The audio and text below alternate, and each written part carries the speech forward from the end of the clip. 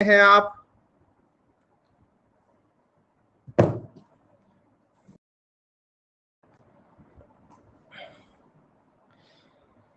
नमस्कार साथियों, स्वागत है आप सभी का अनअकैडमी पर। मैं हूं अंकित अवस्थी। कैसे हैं आप?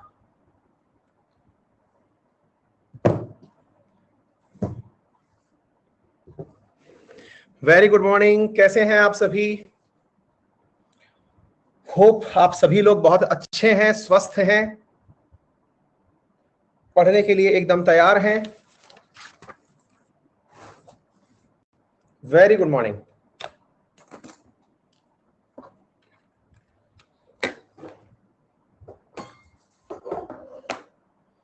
होपफुली आपको ये वाला समय पसंद आएगा, ये वाला समय आपको सूट करेगा।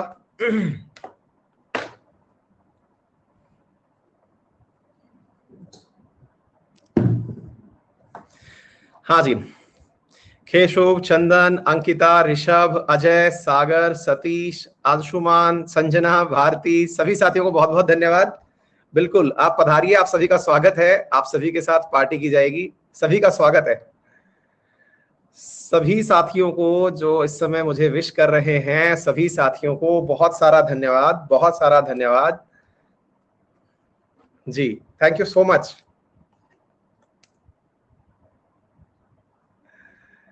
हाँ, थैंक यू सो मच। एक विद्यार्थी पूछ रहे थे किस चीज का कांग्रेचुलेशन मिल रहा है। हाँ भाई, कांग्रेचुलेशन मिल रहा है कि कल रात को हमारे राजस्थान प्रशासनिक सेवाओं का वर्ष 2018 में दिया गया जो पेपर था, उसका परिणाम आया और उसमें फिर हम एक बार सेलेक्ट हो गए और अच्छी रैंक भी आ गई है। तो इस चीज की बधाइयां मिल रही हैं, है ना? तो बहुत बहुत धन्यवाद जी, बहुत सारा धन्यवाद आप सभी का। आप बिल्कुल आइए। और हाँ, रैंक 235 है राजस्थान में ओवरऑल। सर आप ज्वाइन करेंगे क्या? यार मैंने 2016 में भी नहीं किया था, 2018 का भी मुझे थोड़ा डाउट है, और करूंगा तो भी पढ़ाना नहीं छोड़ूंगा। मतलब सिंपल सी बात ये है ना? जी, पढ़ाना नहीं छोड़ूंगा, ये आप पहले से मान के चलिए, है ना?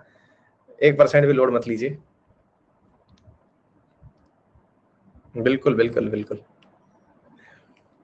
थैंक यू सो मच आकाशदीप, समित, सत्यम, गौरांग, मोहम्मद इरफान, ऋषु, सिमरन, अनिकेत, केशव भट्टाचार्य, सुरजीत, अनिकेत, संजना, सभी साथियों का बहुत बहुत धन्यवाद। देखिए, मेरी फितरत है ये कि मैं जिस चीज के लिए विद्यार्थियों को तैयार कर रहा हूं वो परीक्षाएं खुद भी देता देखता रहता हूं कि हाँ, मतलब जो मैं पढ़ा रहा हूं वो किसी और के काम का है भी कि नहीं है, और उससे ये दिशा मिलती है कि हाँ ठीक है, मतलब जिस चीज को आपने किया है वो चीज आपको सक्सेस दिलाएगी। इस काम के लिए ये सारे काम किए जाते हैं, और निश्चित ही आप चिंता ना करें, जल्दी ही हम आपको ये जो कंटेंट अभी प्रोवाइड कर रहे हैं। भाई मैं क्लास में वो करता हूँ थोड़ी देर में, है ना? तो जो भी हम आपको मतलब चीजें उपलब्ध कराएंगे, निश्चित ही उसी पैमाने पे होंगी, और इससे आपको और श्योरिटी मिलती है इस चीज की कि आपने सही रास्ता चुना है ना? और यही विश्वास अपने टीचर में बहुत ज्यादा जरूरी है। जब टीचर भी आप ही के रास्ते पे चल करके जिस रास्ते को वो खुद अपनाया उसी रास्ते से आपको ले जाने की तैयारी करा रहा है, तो निश्चित ही आप सुरक्षित हाथों में हैं। ये विश्वास होना बहुत ज्यादा जरूरी है ना? हाँ, तो आज सुबह आरएनए की क्लास नहीं हो पाई। आरएनए की क्लास इसलिए नहीं हो पाई क्योंकि आरएनए की क्लास में एक एक्स्ट्रा एनर्जी चाहिए होती है, और आज रात भर सो नहीं पाया हूँ। अभी भी जल्दी से नींद आ रही थी तो नहा के आ गया हूं मैं कि भाई हाँ, नींद, नहाने से नींद उड़ जाएगी। और इस तरह से क्लास, मैंने कहा ये वाली क्लास काफी दिन छुट्टी चली है इस क्लास की, तो ये क्लास कंटिन्यू रह जाए, है ना? तो आप चिंता ना करें, अब सब चीजें धीरे धीरे व्यवस्थित होती जा रही हैं। हाँ हाँ, आकाशदीप पूछ रहे हैं। हाँ बिल्कुल, नहीं नहीं, पढ़ाना मैं छोड़ ही नहीं सकता ना, क्योंकि मैं बाई ब्लड टीचर हूँ, है ना? मतलब 12 साल से पढ़ा रहा हूँ, तो पढ़ाना तो मैं अंदर, मतलब वहां पे भी गया तो वहां पे पढ़ाने लग जाऊंगा तो कोई मतलब नहीं है। ठीक है ना? अगर ज्वाइन करता भी हूं तो निश्चित ही पढ़ाना नहीं छोड़ूंगा। तो आप इसके लिए बेफिक्र होकर के पढ़ाई करते रहें, किसी भी प्रकार की चिंता ना करें, आश्वस्त रहें और बढ़िया से पढ़ाई करें, है ना? बिल्कुल। और आप सब लोग अधिकारी बन जाएं, तभी मेरा अधिकारी बनना जो है ना वो सक्सेसफुल होगा। तो मैं तो यही चाहूंगा कि जिस दिन आप लोग अधिकारी बन जाएंगे, है ना, बस वो चीज मुझे उस दिन ज्यादा खुशी होगी। मेरे को मेरी सिलेक्शन की खुशी नहीं होने वाली, क्योंकि मैं तो मतलब बाई ब्लड टीचर हूँ, मतलब वो कहते हैं ना फोर फादर्स भी मेरे टीचर थे, टीचर पिताजी भी शिक्षक हैं, परिवार में सभी शिक्षक हैं। हाँ वो बात अलग है, कोई बिट्स में पढ़ा रहा है, कोई कहीं पढ़ा रहा है, मतलब बड़ी बड़ी सब जगह पर पहुंचे, कोई यूनिवर्सिटी में पढ़ा रहा है मेरे परिवार के सदस्य, पढ़ा लेकिन हम सब रहे हैं, है ना। तो पढ़ाना मैं नहीं छोड़ूंगा, लेकिन हाँ आप अधिकारी बन जाएं, उस दिन मेरी जो ये मेहनत है ये सक्सेसफुल होगी। अब आप देख लीजिए कि आप मेरी मेहनत कब सक्सेसफुल कराना चाहते हैं, ये है सारी की सारी बात। तब तक का अपना अपना जो साथ है वो बना रहेगा, आप अधिकारी बनते रहें, आगे निकलते रहें, है ना। सब लोग दबा के मेहनत करिएगा और निश्चित ही सफल होंगे, इस बात में मुझे 1% भी डाउट नहीं है। अब मैं आपका कंटेंट अपलोड कर देता हूं, है ना। अपनी इकोनॉमिक्स चल रही है और हम इकोनॉमिक्स में कहां थे, एक बार कंटेंट देख लेता हूं, क्योंकि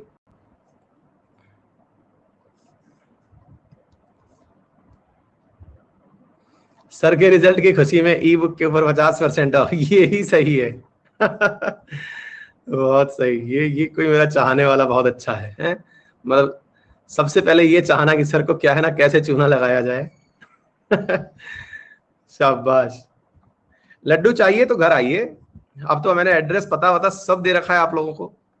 और प्लानिंग ये है, अभी खैर हालांकि बहुत प्रिलिमिनरी स्टेज पर है, लेकिन आज ही एक ख्याल आया, और ख्याल ये आया कि यदि सब सही से सही रहा और कोरोना ने मदद पूरी करी, तो आरएएस की तैयारी मैं ऑफलाइन में फ्री ऑफ कॉस्ट कराऊंगा। ये मैंने सोचा है, मतलब जैसे होता है ना आदमी खुशी में कुछ प्रण लेता है, अब वो खुशी में जो मैंने प्रण लिए हैं उनमें से ये है कि ऑफलाइन, वो भी ऑफलाइन, बिल्कुल, है ना। मतलब ऑनलाइन तो ये कारोबार चलता ही रहेगा जो चल रहा है, क्योंकि ब्रेड एंड बटर जरूरी है, लेकिन जहां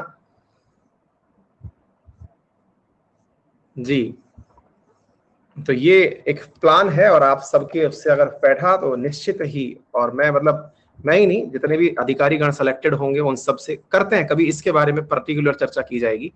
ये बहुत प्रिलिमिनरी स्टेज पर की गई घोषणा है ना, बहुत प्रिलिमिनरी स्टेज पर की गई घोषणा है, और निश्चित ही ये एग्जीक्यूट होगी, ऐसा मतलब अंदर से फीलिंग आ रही है, गट फीलिंग आ रही है। और जैसे भी होती है मैं आपसे साझा जरूर करूंगा इस पूरी घटना को, ठीक है ना। जी, 1 मिनट बस, अब कंटेंट मिल गया है, क्योंकि एक्चुअली क्या हुआ है कि अभी उठकर चले आए हैं हम।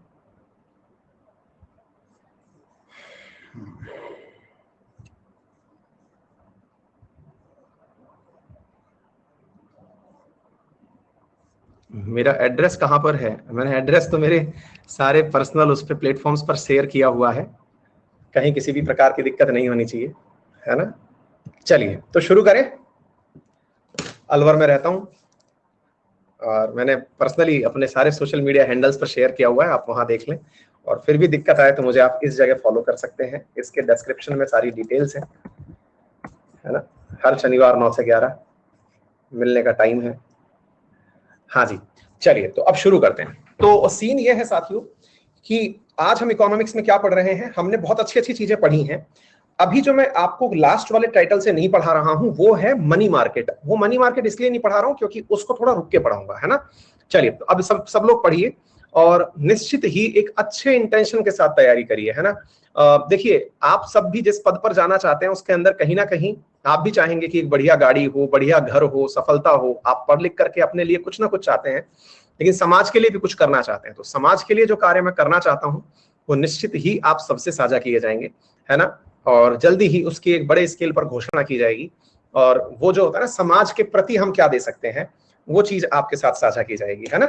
तो चलिए, हाँ तो हम क्या बात कर रहे हैं, तो इकोनॉमिक्स में मैंने आपको शुरुआत में बताया कि अर्थव्यवस्था कितने प्रकार की होती है ना। मैंने आपको बताया खुली अर्थव्यवस्था, प्लान्ड अर्थव्यवस्था, है ना, साम्यवादी अर्थव्यवस्था क्या है, पूंजीवादी अर्थव्यवस्था क्या है। इसी के बाद में मैंने आपको बताया बाजार के कितने प्रकार हैं, प्राथमिक बाजार, द्वितीयक बाजार, तृतीयक बाजार, इस प्रकार के मैंने आपको बाजार बताए, है ना।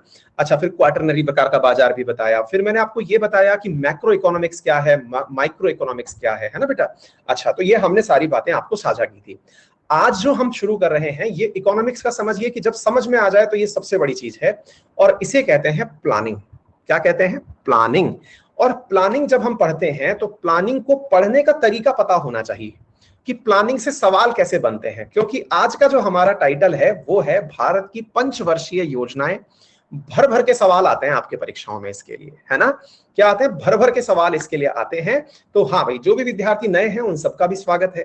तो अब सुनिए साथियों, तो यहां पर आप लोग मेरे साथ में आज क्या पढ़ने वाले हैं? भारत की पंचवर्षीय योजनाएं। और जो लास्ट वाला चैप्टर है ना, उसका एक छोटा सा पोर्शन मैंने बचा के रखा हुआ है, मनी मार्केट, वो जरूर पढ़ाऊंगा, लेकिन उससे पहले बैंकिंग पढ़ेंगे, उसमें उसको जोड़ करके पढ़ेंगे, वो उसको अलग तरीके से हम एंट्री करेंगे, है ना बेटा?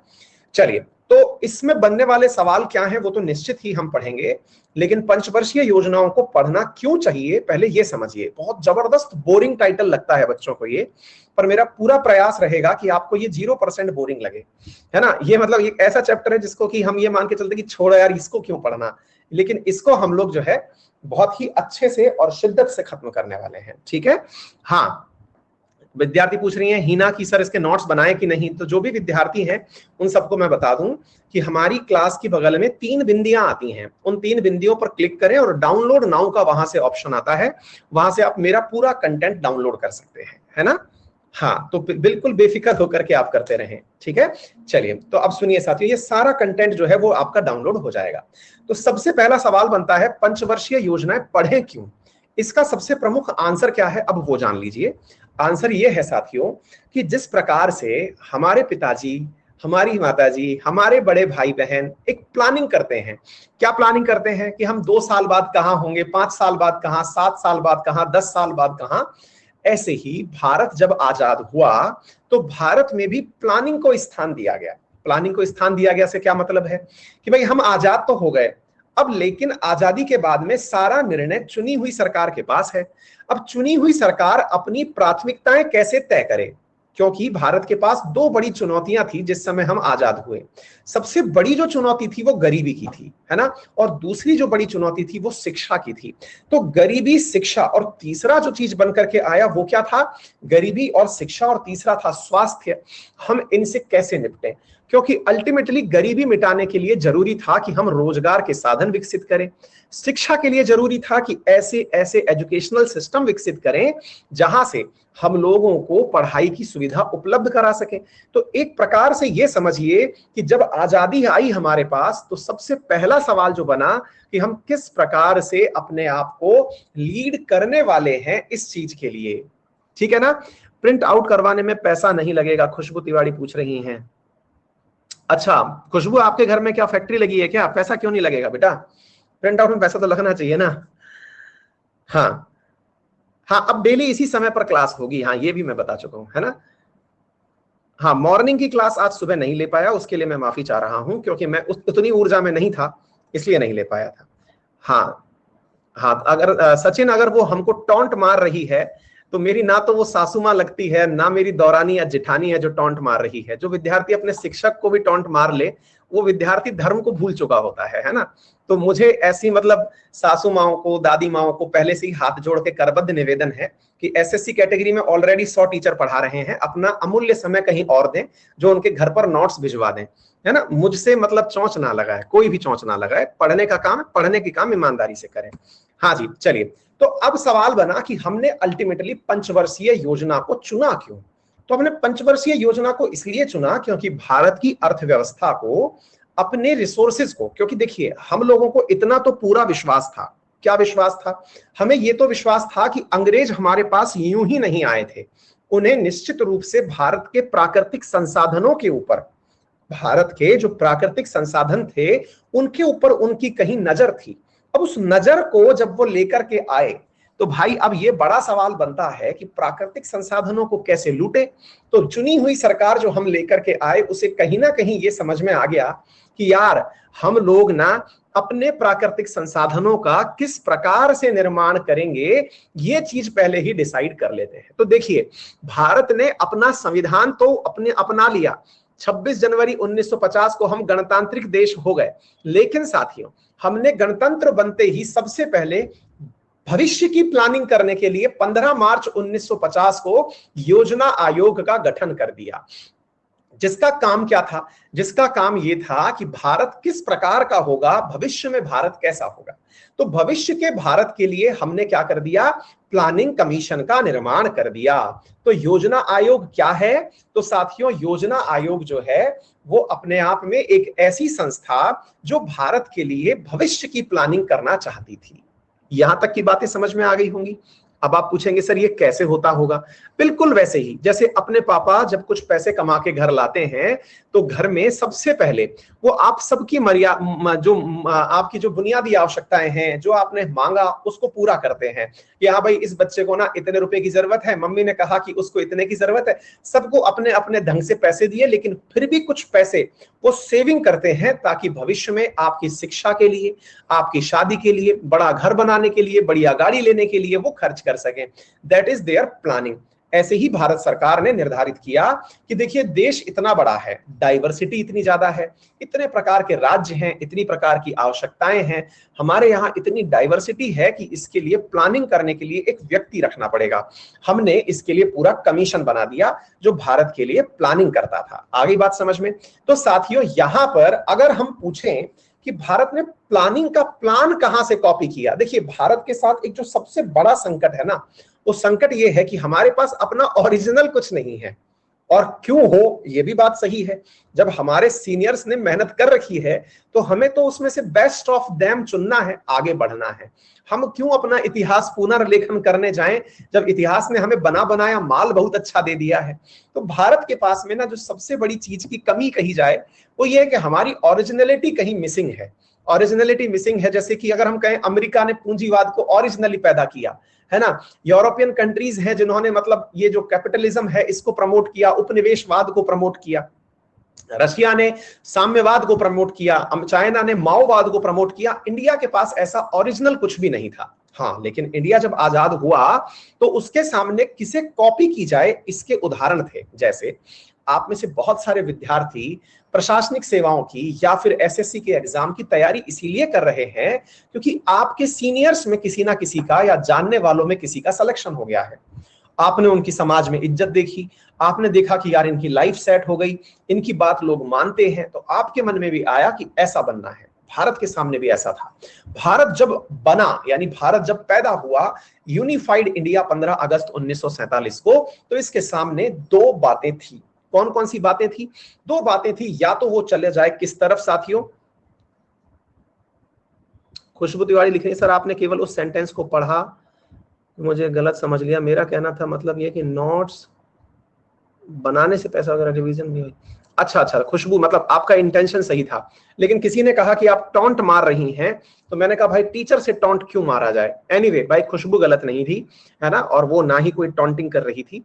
लेकिन किसी ने आपके बारे में ये कहा कि सर वो टॉन्ट कर रही है, तो मैंने कहा टीचर से कोई टॉन्ट क्यों करेगा, है ना, क्योंकि हमारा कोई ऐसा इंटेंशन आपके साथ रहा नहीं कि हम आपके साथ टॉन्टिंग करें, है ना। चलिए कोई बात नहीं, आप अच्छे बच्चे हैं, पढ़ते चलिए। तो अब क्या हुआ बच्चों कि यहां पर हमारे सामने दो उदाहरण थे। क्या था? पहला उदाहरण था साथियों, हम फॉलो करें उन यूरोपियंस को जिन्होंने हम पर राज किया। जबर ध्यान से सुनिएगा, बहुत ही इंपॉर्टेंट है। हमारे सामने दो विकल्प थे। क्या विकल्प था? या तो हम उन्हें फॉलो करें जिन्होंने हम पर राज किया, या फिर साथियों हम उन्हें, है ना, या फिर हमें उन्हें फॉलो करें जो हम पर जिनने राज किया उनके दुश्मन हैं। भाई हमारे सामने दो विकल्प थे। अब ये आपको समझना होगा और ये बात को बहुत गहराई से समझना होगा कि हमने दो विकल्पों में से किसे चुना। इधर देखिए साथियों, दो विकल्प थे हमारे सामने। विकल्प नंबर एक ये था कि या तो जिनने हम पर राज किया, है ना, हाँ, हम पर जिसने राज किया, या तो हम वैसे बने, यानी या तो हम यूरोपियन जैसे सदस्य बन जाएं, जैसे यूरोपियन कंट्री थे। जो इनकी क्या विशेषता थी, इनकी विशेषता भी मैं बताऊंगा। या हमारे सामने दूसरा विकल्प था कि हम साम्यवादी बन जाएं। अच्छा, अब हम आपको दोनों बातें बताते हैं। देखिए, भारत पर जिन्होंने राज किया वो राज करने कैसे आए हम पर? सबसे पहले एक ब्रिटिश ईस्ट इंडिया कंपनी, जिसने हमारे ऊपर सबसे ज्यादा कहर बरपाया, वो यही तो था, है ना। प्रशांत आप नए हैं, आप क्लास के अंत में रुकिएगा, अंतिम 5 मिनट में आपको भी हम समझा देंगे। ध्यान से सुनिए, हमारे ऊपर जिन्होंने कहर बरपाया वो लोग थे कौन? वो थी ब्रिटिश ईस्ट इंडिया कंपनी। साथियों, इस ब्रिटिश ईस्ट इंडिया कंपनी ने हमारे यहाँ एक कंपनी के रूप में शुरुआत की थी। लेकिन परिणति क्या हुई? 200 साल तक शासन करने में कामयाब हुई। अर्थात यहां पर राजपाट संभाल लिया, जनता के ऊपर राज किया। अर्थात कंपनी की जो व्यवस्था है, ध्यान से समझने का प्रयास करें कि जो कंपनी है वो राज करने लगी हम पर। अगर कंपनी हम पर राज करने लगी तो हमने इसका अनुभव ये लिया कि कंपनी ही गलत होती हैं। और कंपनी बनती कब है? कंपनी बनती तब है जब पूंजीवादी व्यवस्था होती है। अब आप पूछेंगे सर ये पूंजीवादी व्यवस्था क्या होती है? तो साथियों, पूंजीवादी व्यवस्था का अर्थ होता है कि जो प्राकृतिक संसाधन हैं उन्हें उन लोगों को दे दिया जाए जो काबिल हैं। तो सर जो पहले से काबिल है अगर उसे चीज मिल गई तो वो उसके ऊपर एक अधिकार करेगा और अपने अधिकार को बचाए रखने के लिए वो जो भी हो सकता है वो सारे प्रयास करेगा। आई बात समझ में? तो हमने ये देखा कि यहां पर व्यापार करने के लिए जो लोग आए थे उन्होंने सबसे पहले भारत के कच्चे माल पर कब्जा किया। कच्चे माल पर कब्जा करके भारत के जो लघु और घरेलू उद्योग थे उन लोगों को उद्योग धंधों से दूर कर दिया, यानी उन्हें उद्योग धंधों से अलग कर दिया। कैसे किया भाई? हमारे लोग जो हमारे हाथ से हथकरघा से काम करते थे या कुछ से काम करते थे उनको वंचित कर दिया कि तुम लोग काम नहीं कर पाओगे, क्योंकि हमने उनको इतना सस्ता माल उपलब्ध करवा दिया, बना बनाया कि लोगों ने हाथ से बुने हुए वस्त्र परचेज करना ही बंद कर दिया। आज उदाहरण देखिए आप, आज अगर आप पॉटर यानी कुम्हार के द्वारा बना हुआ दिया लेने जाएं तो शायद वो महंगा होगा, लेकिन चाइनीज एक बल्ब लेने जाएं तो वो सस्ता होगा। ये औद्योगिकीकरण ही तो है जिसने हाथ से निर्मित वस्तुओं को कहीं धूल चटा दी। जिन्होंने हाथ से करके, आप देखिए हमारे राजस्थान में विशेष रूप से कोटा में कोटा डोरिया नामक एक साड़ी आती है, आपके यूपी में बनारस में बनारसी साड़ियां आती हैं। ये साड़ियां वो हैं जो हाथ से बुन करके बनाई जाती हैं, बुनकरों के द्वारा। आप इन साड़ियों की कीमत देखिए, ये कीमतें हजारों रुपए में होती हैं और दिखने में भी इतनी फिनिशिंग इनमें होती नहीं है। वहीं अगर आप देखें कोई मशीन से बनी हुई साड़ी तो 400 रुपए में बढ़िया सामान बना करके वो दे देता है। इसका मतलब क्या हुआ कि जो हमारे हथकरघा उद्योग थे, जो हमारे यहां पर हथकरघा उद्योग थे, उन उद्योगों को किसने चैलेंज कर दिया? इंडस्ट्रियल कंपनीज ने, जो उपनिवेशवाद के रूप में भारत के अंदर प्रवेश कर रही थी। तो आप पूछेंगे कि सर एक बात बताइए, तो भारत वाले तो डर गए होंगे कि अगर आजादी के बाद भी अगर किसी को इतना अधिकार दे दिया, कैसा अधिकार दे दिया कि भाई वो हमारे यहां पर राज करने के लिए बड़ी कंपनी बनाए, भले ही अब ब्रिटिश ईस्ट इंडिया कंपनी ना हो, अब कोई दूसरी कंपनी बन जाए। लेकिन दूसरी कंपनी अगर हमारे यहां बन जाएगी तो वो भी तो वैसा ही काम करेगी जैसे ब्रिटिश ईस्ट इंडिया कंपनी कर रही थी। शोषण पहले भी होता था, शोषण अब भी होगा। क्या आपको मेरी बात समझ में आ रही है? अच्छा, तो अब यहां से आगे की तरफ की यात्रा शुरू होती है। क्या शुरू होती है साथियों? यहां पर इसको कहते हैं कैपिटलिज्म, है ना? हाँ, तो अब इसके बाद में भारत ने क्या निर्णय लिया? ऐसा नहीं बनना है, क्योंकि जिससे आप प्रताड़ित होते हैं ना, आप वैसा बनना कभी नहीं चाहते। आपको नेचुरली अंदर से एक इंक्लिनेशन होता है कि हमें वैसा बनना है ना? हमें वैसा बनना है जो इस जैसा ना हो। हमको नेचुरली किसके तरफ वो मिला? इशारा यूएसएसआर की तरफ। क्यों? क्योंकि यूएसएसआर ने 1920 में प्लानिंग को अपनाया था और 1920 से पहले 1917 का समय अगर मैं याद दिलाऊं तो रशिया की हालत बहुत खराब थी। वहां रोटी के लाले थे साथियों। वहां हालत इतनी खराब थी कि लोग जो हैं वो सरकार को, जार की सरकार को उखाड़ के फेंक दिया लोगों ने। क्रांति हुई थी, रशिया की ब्लडशेड क्रांति हुई थी। तो फिर तो बोले ऐसी स्थिति में रशिया ने 1920 में एक नीति अपनाई जिसे हम प्लानिंग कहते हैं। तो हमने सोचा कि जब इनने इतना अच्छा किया है तो साथियों हमें भी ऐसा ही करना चाहिए। तो भारत ने ऑटोमेटिक क्या समझ लिया? भारत ने ऑटोमेटिक ये अपना लिया कि हमें भी क्रांति करनी चाहिए। और कौन सी क्रांति करनी चाहिए? हमें भी क्रांति करनी चाहिए, प्लानिंग वाली क्रांति, जो कि साम्यवाद की तरफ जुड़ी हो। और भारत ने प्लानिंग को अपना लिया। देखिए, प्लानिंग को पढ़ने से पहले ना समझना बहुत ज्यादा जरूरी है। अदरवाइज ये से केवल फैक्ट्स रह जाएंगे, इनका कोई औचित्य नहीं रह जाएगा। मेरी क्लास में जब आए तो ये समझ के चलिएगा कि जब समझ लेंगे चीजें तो आगे बढ़ेंगी। तो प्लानिंग हमने कहां से कॉपी मारी? यूएसएसआर से कॉपी मारी। हमने यूरोपियंस को क्यों पीछे छोड़ दिया?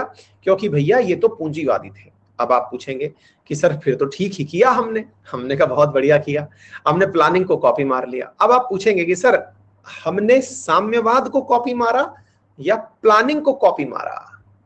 बड़ा सवाल है। जो भी विद्यार्थी किसी भी प्रकार से सवाल पूछने में व्यस्त हो रहे हैं, उनसे निवेदन करना चाहूंगा, क्लास के अंत में 5 मिनट दूंगा, और थोड़ा सा होल्ड करिए, मैं एक बार एसी ऑन कर लेता हूं।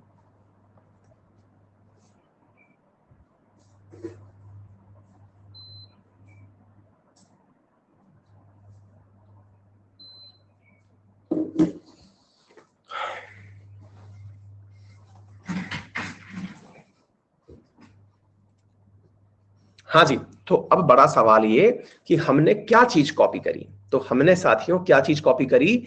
हमने साम्यवाद कॉपी नहीं किया, प्लानिंग कॉपी करी। फिर आप पूछेंगे सर तो साम्यवाद में ऐसे कौन से कांटे लगे थे? हैं? तो सर साम्यवाद में ऐसे कौन से कांटे लगे थे जो हम लोगों ने साम्यवाद को नहीं प्लानिंग को अपनाया? मैंने कहा बताते हैं। साम्यवाद के अंदर व्यवस्था ये थी कि हमें सारी की सारी जितनी भी हमारे पास में एक प्रकार से रखी हुई वस्तुएं थी, या फिर समझिए कि जो भी हमारे पास में संसाधन थे, उन संसाधनों को हमें किसको देना पड़ता? आम आदमी को देना पड़ता। आम आदमी बोले तो वो जो कृषक है, जिसको इतने साल तक शोषण किया गया था, जमींदारों के द्वारा उसकी जमीन को छीन लिया गया था, जो भूखा था, जो भूख से तपित होकर के मर रहा था, भूखमरी में मर रहा था, अकाल से पीड़ित था। अगर सोचो आप उसे ये कह दो कि आज से ये जमींदारों के पास जमीनें नहीं रहेंगी, सारी जमीनें किसानों के पास होंगी। किसी एक व्यक्ति के पास 500 बीघा जमीन नहीं, बल्कि उस गांव के 500 लोगों के पास एक एक बीघा जमीन होगी। तो भाई साहब ये चीज तो ऑटोमेटिकली क्रांति लाने वाली चीज थी। आप जरा सोच करके देखिए, अगर ऐसा हो जाता तो निश्चित ही साथियों भारत में ब्लड शेड हो जाता। ऐसी स्थिति बन जाती कि पूंजीवादी लोगों को और जमींदारों को घसीट घसीट के मारा जाता।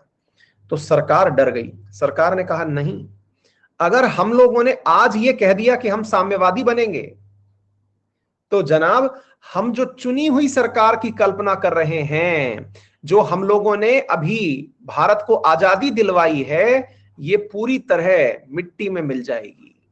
क्यों मिट्टी में मिल जाएगी साहब? क्योंकि जैसे ही हम इनको खुला छोड़ेंगे, हम मैनेज किसको करेंगे? हम मैनेज किसको करेंगे? तो हाँ भाई, साम्यवाद की इंग्लिश क्या है? कम्युनिज्म। कम्युनिज्म, ठीक है। तो हम मैनेज किसको करेंगे साहब? हम मैनेज ही नहीं कर पाएंगे। तो फिर क्या किया गया? सरकार ने दिमाग लगाया। गांधी जी नामक एक बुद्धिजीवी से चर्चा की गई, और क्या किया गया?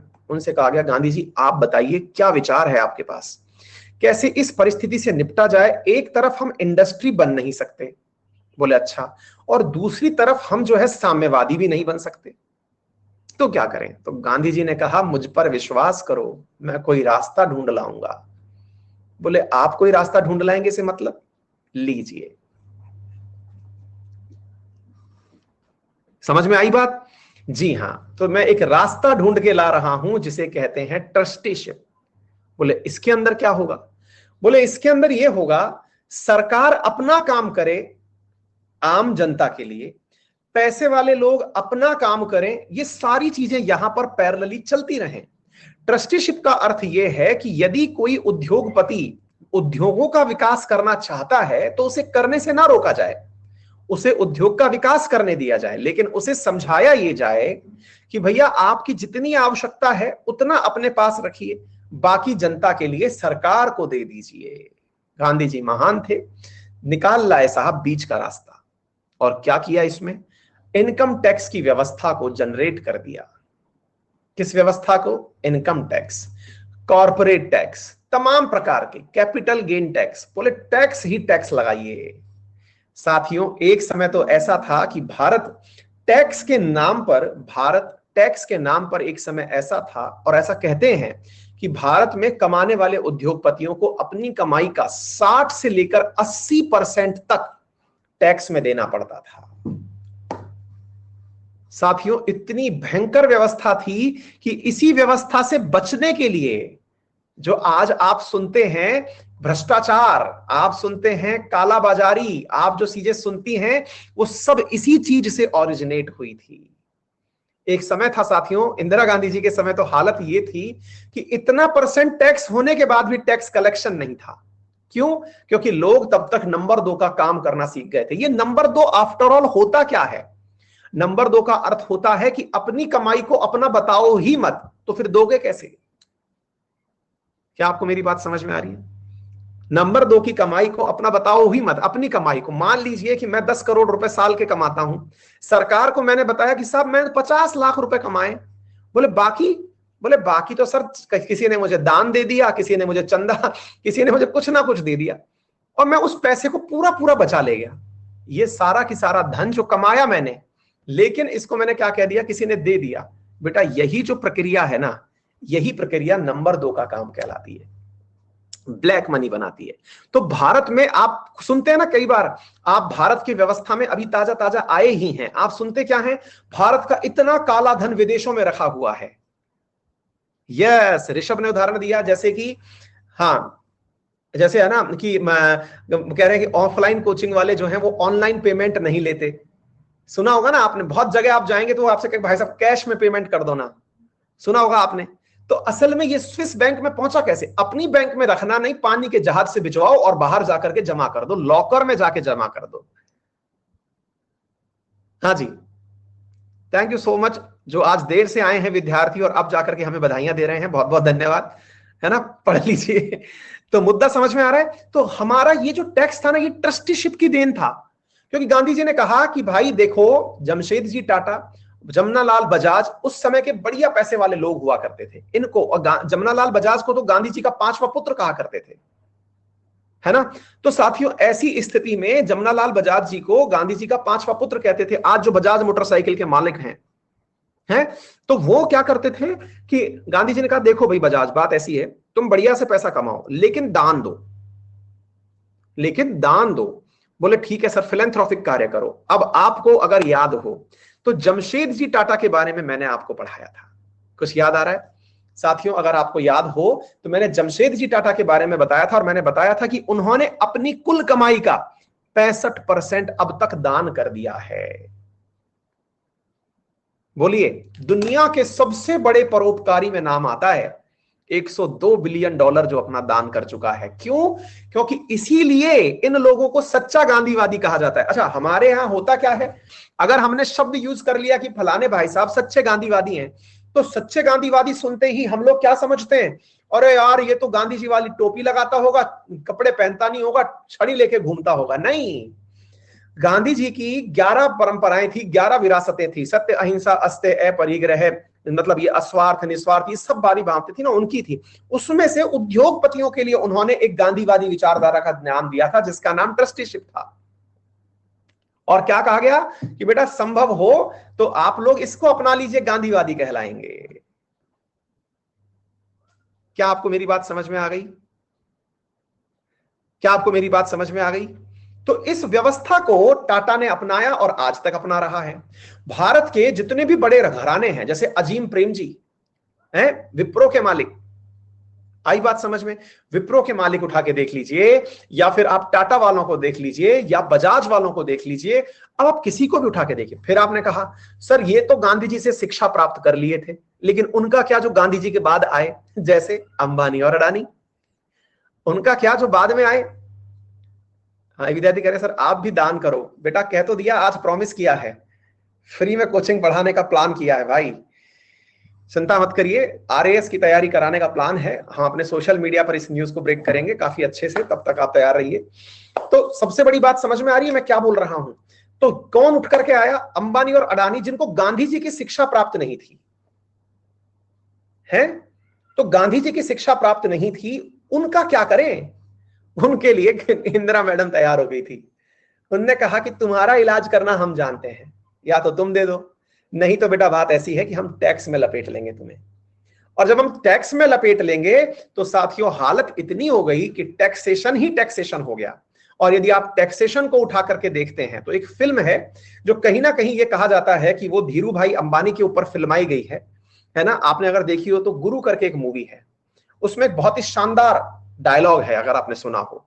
उसमें वो शानदार डायलॉग अंत में देता है, वो बोलता है, अंबानी के ऊपर बनाई गई है वो कहता है कि मैं अपनी जेब में 2 प्रकार के जूते लेके चलता था, एक सोने का और एक चांदी का, जिसे जो जरूरत पड़ी वही मारता था। मतलब मैं पैसे दे करके काम करवाता था। अर्थात भारत में व्यवस्था डेवलप हुई इंस्पेक्टर राज की। किसकी व्यवस्था क्रिएट हुई? इंस्पेक्टर राज की। क्या आपको मेरी बात समझे? अर्थात जब टैक्स बचाना होगा, आज आप में से बहुत सारे विद्यार्थी एसएससी के माध्यम से चाहते हैं कि इनकम टैक्स ऑफिसर बन जाएं साहब, हम तो कैसे ना कैसे करके, सर हम कस्टम के टैक्स इंस्पेक्टर बन जाएं, सर हम एग्जामिनर बन जाएं, सर हम हैं। ये क्यों चाहते हो आप लोग? क्योंकि असल में ये जो इंस्पेक्टर पद है ना, ये इंस्पेक्टर पद भारत में हैवी टैक्सेशन का बाईपास रूट है। कैसे?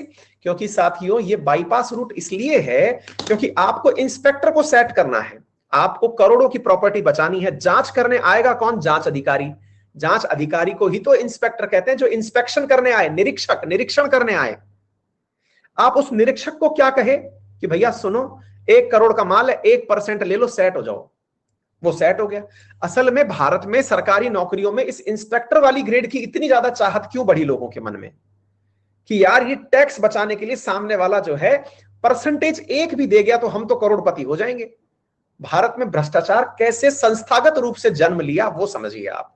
तो क्या है सबसे बड़ी चीज? तो देखिए, अगर आज आप चर्चा करते हैं ना कि सर इससे कैसे बचा जाता है, तो ये जो आजकल चल रहा है ना डिजिटल इकोनॉमी का सिस्टम, ये कहीं ना कहीं भारत को उस इंस्पेक्टर राज से बचा रहा है। और वर्तमान में अगर आपका कोई भी जानने वाला इनकम टैक्स इंस्पेक्टर हो, सेल्स टैक्स इंस्पेक्टर हो, उससे पूछना और भैया कितनी कमाई चल रही है, वो पुराने वाले डायलॉग मारता है। क्या डायलॉग मारता है? अरे और बढ़िया चल रही है। लेकिन अगर दिल पे हाथ रखवा के उससे पूछोगे ना कि भैया कुछ चल भी रही है क्या, तो वो इतना भर भर के गाली देगा सरकार को, यार ये पता ही नहीं कौन सी व्यवस्था लेकर के आ गए हैं, इसमें पता ही नहीं चल रहा है कौन किसकी फाइल जो है वो चेक कर रहा है। देखिए आ गया ना, मोदी जी को गाली देते हुए पाए जाएंगे। क्यों? क्योंकि अब चीजें डिजिटल हो गई हैं। डिजिटल में क्या किया जा रहा है कि आप फाइल को होल्ड करेंगे ही नहीं, और आपकी फाइल पता चल रहा है, आप जयपुर में नौकरी कर रहे हैं, आप वाली फाइल मुंबई का कोई अधिकारी जांच रहा है, आपको पता ही नहीं, कोड के हिसाब से काम चल रहा है।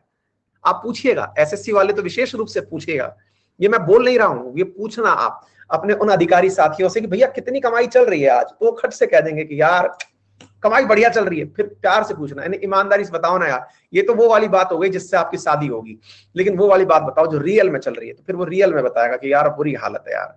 एक तो यहाँ पे मतलब ट्रांसपेरेंसी के नाम पर, क्या आपको मेरी बात समझ में आ रही है?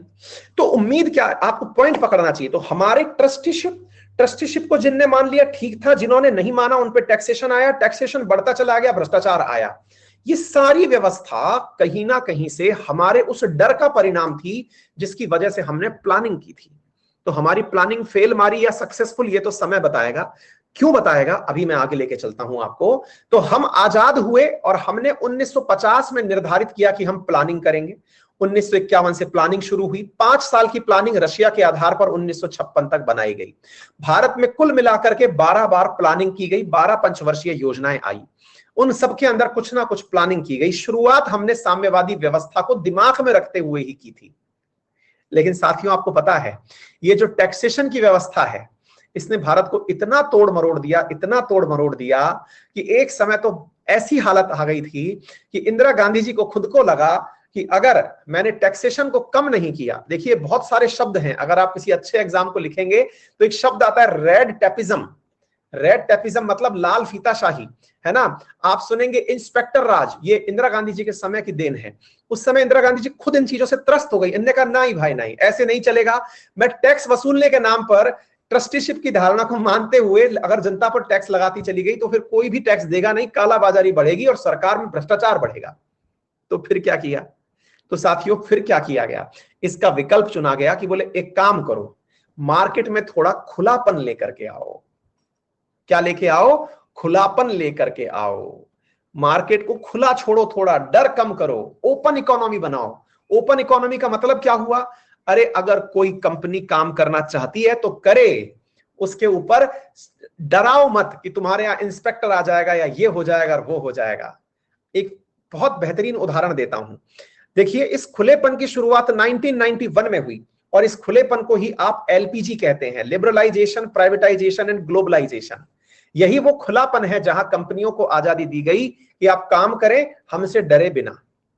सिंगल विंडो क्लियरेंस दिया जाएगा, आप मांगिए हमसे क्या काम चाहिए, आपको चाहिए ऑफिस, सरकारी अधिकारी घर पर आएगा। और आपने अगर अभी देखा हो तो सरकार ने एक योजना चला रखी है जिसे आप स्टार्टअप के नाम से जानते हैं, स्टार्टअप इंडिया। क्या आपको मेरी बात समझे? स्टार्टअप इंडिया नाम से सरकार ने एक योजना चला रखी है जिसमें प्रोविजन ये कर रखा है कि आपको 2 साल तक तो किसी से डरने की जरूरत नहीं है। ना कोई जांच अधिकारी आप तक आएगा, ना कोई आपके पास टैक्सेशन अधिकारी आएगा, कोई आपके पास अधिकारी जांचने नहीं आएगा, आप तो बस काम करिए। 2 साल का तो बस आपको खुली छूट दे रखी, बस ये है। इसका लाभ लेने वाले लोग बहुत कम होते हैं, हमको उनका पता नहीं होता। अब जैसे मान लीजिए आपको अनअकैडमी दिखाई पड़ती है, अब अनअकैडमी दिखती है क्योंकि आप सेवाएं ले रहे हैं। अनअकैडमी के साथ सरकार की क्या व्यवस्था है नहीं पता। पेटीएम दिखता है आपको क्योंकि सेवाएं ले रहे हैं, लेकिन उसकी सरकार से क्या व्यवस्थाएं हैं नहीं पता। क्योंकि सरकार क्या चाहती है? सरकार चाहती है कि कंपनियां विकसित होंगी, देश में ज्यादा पैसा आएगा। ज्यादा पैसा आएगा तो 2 तरीके हैं। क्या है? तो साथियों 2 तरीके हैं। क्या तरीका है? तरीका नंबर 1 कि या तो एक व्यक्ति जो कि 1 लाख रुपए कमा रहा है उससे कहिए कि वो 80% टैक्स दे दे और 80,000 रुपए जो है वो भारत सरकार को मिल जाए। एक तरीका तो ये हुआ। और दूसरा, इस टैक्स को सीधा 30% कर दो, लेकिन देश के अंदर 3 लाख रुपए का काम होने दो। काम ज्यादा होने दो ना, 3 लाख का काम होगा 30% के हिसाब से तो 90,000 रुपए आएंगे। काम बढ़ने दीजिए। और यही कारण है कि जहां 1990 से पहले भारत की हालत यह थी कि भारत को अपने सोने को गिरवी रखना पड़ रहा था। हालत हमारी ये थी कि 2 महीने के लिए भी हमारे पास धन नहीं था कि हम कैसे तेल खरीदेंगे, कैसे व्यापार करेंगे, हमारे पास पैसा नहीं था। तो उससे बचने के लिए भारत ने क्या अपनाया? Liberalisation, privatisation, globalisation. साथियों, सरकारी नीतियों को बदलना पड़ता है लेकिन वो दिखती बहुत देर से है। ये वही घटना है जिसमें हम PL 480 का नाम सुनते हैं। हमारे पास खाद्यान्न की कमी तो बहुत पहले ही हो गई थी, 1960 से 70 के बीच में ही हो गई थी, जब हमको खाद्यान्न की आपूर्ति के कारण एक बार के लिए तो अमेरिका से अनाज तक मांगना पड़ता था और उसने हमको सुअरों का अनाज एक्सपोर्ट कर दिया था, जो सुअरों को खिलाता था, जिसे आप PL 480 कहते हैं। आज जो आप गली मोहल्ले के अंदर एक घास उगी देखते हैं जिसे हम पार्थेनियम घास कहते हैं, उस पार्थेनियम घास को अमेरिकी घास भी कहा जाता है क्योंकि अमेरिका वालों ने गेहूं के साथ उसको मिला दिया था। और कुछ अपोजिशन वाले उस घास का नाम कांग्रेस घास भी रख देते हैं कि कांग्रेस की नीतियों के कारण इस घास का नाम कांग्रेस घास है। आई बात समझ में? तो ये चीजें क्या हैं? ये वो चीजें हैं जो आपको समझनी है। तो देखिए, ये सारी नीतियां समझने में मजा आएगा। पंचवर्षीय योजना जो है, अगर कोई ये समझ गया तो इकोनॉमिक्स में मुश्किल से 4-5 ही चैप्टर होते हैं जो बहुत ही डिटेल में पढ़ने होते हैं, उनमें से ये है। क्या आपको मेरी बात समझ में आई? क्या आपको मेरी बात समझ में आई? क्लियर? बहुत ही बढ़िया। हाँ भाई, पूनम लिख रही है, सर आज आपके RAS में सिलेक्शन की खुशी में हमारे घर में खीर बनी है। अरे वाह पूनम, बहुत ही खुश हुआ मैं इस बात को सुनकर के। बहुत बहुत धन्यवाद अगर ऐसा है, और काश आप सब मेरे पास होते तो मैं मिठाई खिलाता। ठीक है, तो साथियों आज के लिए इतना ही है ना। और जो भी नए विद्यार्थी जुड़े हैं, अब थोड़ा सा रीडिंग लगा के आइएगा क्योंकि ये सब चीजें पूछने की हैं। मैं आपसे ये सारी चीजें पूछूंगा, है ना। ये जो आप पहले पढ़ के आएंगे, इनको पढ़ेंगे हम, सीखेंगे हम, समय लगेगा इसमें, 2-3 दिन लगेगा, ठीक है, लेकिन हम इसको डिटेल में पढ़ेंगे, ठीक है। हाँ, अब आर्टिकल वार्टिकल सबकी क्लास लग जाएंगी। देखिए, इससे पहले मैं बहुत सारी चीजों में अंगेज था, वो काम नहीं कर पा रहा था, लेकिन अब सारी क्लास हो जाएंगी। इवन जो मैंने कमिटमेंट जितने भी पूरे किए हुए हैं वो सब पूरे हो जाएंगे, ठीक है। आशीष, बिल्कुल बेटा, बिल्कुल करते हैं, है ना, बिल्कुल बिल्कुल। माधव सारस्वत, सर इस समय इतनी प्रसन्नता हो रही है कि शब्दों में बयां नहीं किया जा सकता। गुरुदेव, आपका राजस्थान सिविल सेवा में चयन होने पर बहुत सारी शुभकामनाएं। धन्यवाद भाई साहब आपका, माधव सारस्वत जी, बहुत सारा धन्यवाद आपका। जुमान जी, सर सबसे पहले आपको बहुत सारी बहुत बढ़िया जुमान जी, ये डायलॉग तो मुझे मजा ही दे गया यार, शानदार। सबसे पहले आपको बहुत सारी बधाइयां गुरुजी। वो मोदी जी का पद्म अवार्ड वाला ना, उसका अपना नाम भेजना की कोशिश की जा रही है, अपनी आप मेरी तरफ से आपका नाम। अरे वाह, सही है भाई साहब, इतना भी मत चढ़ाओ, है ना। टीचर हूं, लेकिन हाँ, जब समाज के लिए कुछ अच्छा करूंगा तो जरूर भेजना। एक दिन कोशिश करूंगा कि आप लोग मुझे मतलब इस लायक बनने का मौका देंगे, है ना। निश्चित कोशिश करूंगा कि आप पद्म अवार्ड के लिए मेरा नाम फॉरवर्ड करें, समाज के लिए जरूर कुछ करना है। ठीक है, बिल्कुल। थैंक यू सो मच, अपना ख्याल रखें, फिर मुलाकात करते हैं आप सभी से। Thank you. कल से समय यही रहेगा आपकी क्लासेस का, है ना।